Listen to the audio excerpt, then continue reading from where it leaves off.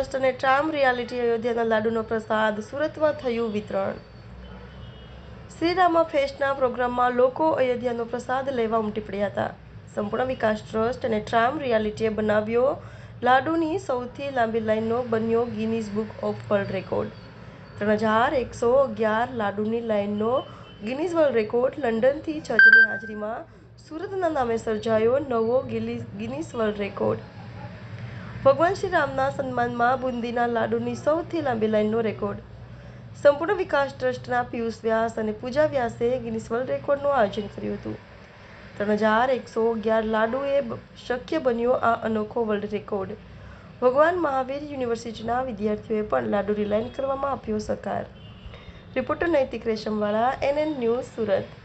દર્શક મિત્રો, તમારી આસપાસ બની રહેલી અવનવી ઘટનાઓ વિશે જાણવા માટે NN ન્યૂઝને લાઇક કરો, શેર કરો, સબસ્ક્રાઇબ કરો અને બેલ આઇકન પ્રેસ કરો, જેથી આપને નોટિફિકેશન્સ મળતી રહે.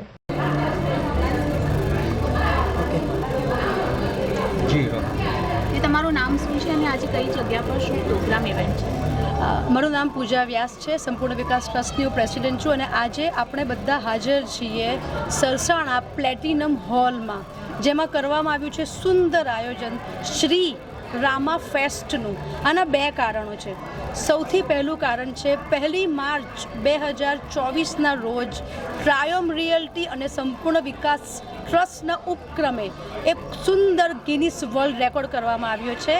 આ રેકોર્ડનો બેઝ હતો લોંગેસ્ટ લાઇન ઓફ લડ્ડુ, જેમાં ટ્રાયમ રિયલ્ટી, સંપૂર્ણ વિકાસ ટ્રસ્ટ અને પ્રસાદ પાર્ટનર ગૌતમભાઈ માખનભોગ તરફથી આ સક્સેસફુલી પાર પાડવામાં આવ્યો છે. અને એની ઉજવણી રૂપે સર કહેશે, સુરેશભાઈ, આજે આપણે અહીંયા શું કરવા જઈ રહ્યા છીએ? આજે આપણે આજે આ સેલિબ્રેશન જે આપણે 1 માર્ચે જે રેકોર્ડ ટ્રાયમ રિયાલિટી અને આપણે જે સંપૂર્ણ વિકાસ ટ્રસ્ટ જે રચ્યો છે એના માટે સેલિબ્રેશન માટે આપણે ભેગા થઈ રહ્યા છે. અને બીજું છે કે અયોધ્યાથી પ્રસાદ લાવીને અહીંયા એનું મિશ્રણ કરીને આપણે લડ્ડુ આપણે વિતરણ કરવાના છે. અને એક જે અયોધ્યાથી સંત બી સાધુને બોલાવીને અહીંયા મહાઆરતી કરવાના 7 વાગે. એટલે અયોધ્યાનું જે ફીલ ત્યાં આગળ આપણે સેલિબ્રેશનમાં જોવામાં આવ્યું હતું એ જ ફીલ આપણે સુરતમાં અહીંયા કરવા માંગીએ છીએ અને એના માટેનો આ જે કાર્યક્રમ રાખ્યો છે. એટલે બધા સુરતના બધા મેમ્બરો આવશે, સદસ્યો આવી એને સાથે સાથે સેલિબ્રેશન કરીશું મહાઆરતી દ્વારા. અને બધા જ મેમ્બરો પ્રસાદ લઈને જે અયોધ્યા નથી જઈ શક્યા જે અહીંયા પ્રસાદ લેશે અને એનો લાભ લેશે. બધા સારા જે આપણે અગ્રણી છે આપણા રાજકારણના એ લોકો આવી રહ્યા છે. અમારા જે સગા સંબંધીઓ, ફ્રેન્ડ્સ છે અને ઓપન ઇન્વિટેશન છે. સુરતના બધા સુરતવાસીઓ બધાને માટે ઓપન અને ફ્રી એન્ટ્રી છે. તો બધા અંદર હાજર રહેશે. મીડિયા દ્વારા એક સંદેશો આપશે કે આજે જે આપણે બધા ભેગા થઈ રહ્યા છે અને સ્પિરિચ્યુઅલ લોકો, નવું જનરેશન આવે, આવા કાર્યક્રમમાં જોડાય અને એનો ઉદ્દેશ્ય એ રીતે લે કે એ લોકો બી આમાં હરે રામ હરે કૃષ્ણ અથવા હનુમાન ચાલીસા આ બધા જે આપણે થઈ રહ્યા છે એવા પ્રસંગમાં સાથે રહીને આરતીમાં જોડાય અને એનો બી આજે જનરેશન દૂર ભાગી રહ્યા છે એને આપણે લાવીએ એક રૂપ નીચે અને સ્પિરિચ્યુઅલ બનાવીએ બધાને. પાછળનું કારણ એક જ છે, અયોધ્યા લોકો જઈ નહોતા શક્યા. પ્રસાદ વિતરણ અહીંયા થઈ જાય અને અહીંયા ત્યાં સંત આવે છે, આ મહાઆરતી કરીએ અને એક બહુ મોટા લેવલ પર સેલિબ્રેશન કરીએ. આ સંપૂર્ણ વિકાસ ટ્રસ્ટ છે એ સમાજ ઉપયોગી શું કાર્ય કરે છે? સંપૂર્ણ વિકાસ ટ્રસ્ટ તરફથી પિયુષ.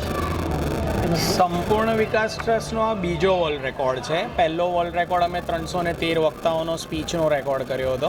એમાં અમે યુવાનોને તૈયાર કર્યા અને બધા લોકોએ ગિનીસ વર્લ્ડ રેકોર્ડની અંદર પાર્ટિસિપેટ કર્યું. આ વખતે ટ્રાયોમના સપોર્ટથી સંપૂર્ણ વિકાસ ટ્રસ્ટ અને સંયુક્ત રેકોર્ડ થયો, જેમાં લોંગેસ્ટ લાઇન ઓફ લડ્ડુઝનો રેકોર્ડ છે. 3111 લાડવાનો રેકોર્ડ છે, જે સલંગ લાઇનમાં અમે મૂક્યા છે. તમે આ જોઈ શકો છો રાઈટ કે આ રેકોર્ડ છે. ગિનિસના ઇંગ્લેન્ડથી આવેલા જે જજ છે એ લોકોએ આ જજમેન્ટ આપ્યું અને આ સુરત અને ભારતના નામે છે. અને આ ન્યૂ ટાઇટલ છે, એટલે નવામાં નવું ટાઇટલ એ લોકોએ આપણાને આપ્યું છે. અને આ ભગવાન શ્રી રામના ઓનરમાં, એમના સન્માનમાં આપણે આ વર્લ્ડ રેકોર્ડ કર્યો, જે સૌથી મોટો અત્યારે અમારો જોઈન્ટ એફર્ટ છે.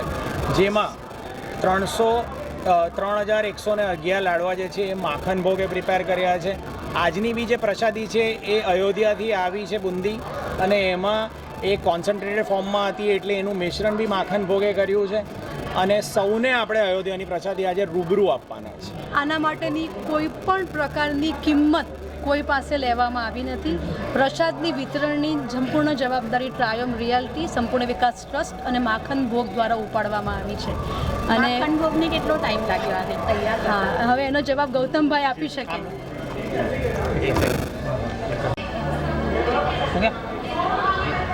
ये प्रसाद रेडी हुआ है, उसमें कितने लोगों की मेहनत है और कितने दिन की मेहनत है? देखिए, इसकी तैयारी में तो हम लोग लगभग 1 महीने से पीयूष भाई से मिल रहे हैं, बातचीत कर रहे हैं और ये प्रसाद बनाने का अवसर हमको मिला. इस बात का हमको बहुत गौरव है कि भाई सूरत की एक संस्था को ये मौका मिला करने का. और माखन भोग एज ए ब्रांड हम लोग सोच रहे थे कि हम भगवान श्री राम के लिए कुछ करें और भगवान राम ने इनको भेज दिया मेरे पास, बोले कि आपको बनाना है प्रसाद. और हम जुड़ गए इसमें और काफ़ी शुद्धता सात्विकता के साथ हमने ये प्रसाद बनाया. और अब हमारी यही इच्छा है कि ये प्रसाद का सेवन सब लोग इसका लाभ लें और अयोध्या से आया है यही मानकर इसका सेवन करें और सूरत पे आशीर्वाद बना रहे श्री राम का, यही कहना है.